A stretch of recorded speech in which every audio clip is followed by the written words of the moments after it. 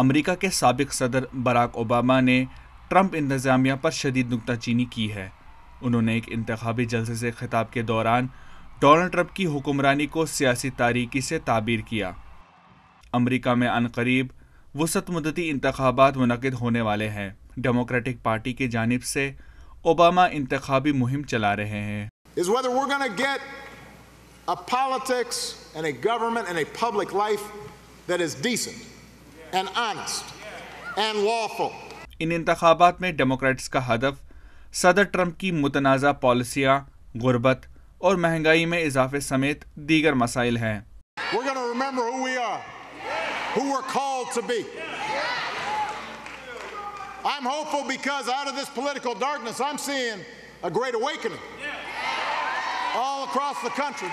مبصرین کا خیال ہے کہ صدر ٹرمپ کی پالیسیوں سے جہاں عالمی برادری نالاں ہے تو وہیں ان کی پالیسیوں نے عام امریکی شہریوں کو بھی متاثر کیا ہے۔ ان انتخابات میں بڑھتی مہنگائی، افراط زر کی شرح میں اضافہ، گھروں کے کرائے میں اضافہ جیسے مسائل صدر ٹرمپ کے لیے مسائل پیدا کر سکتے ہیں۔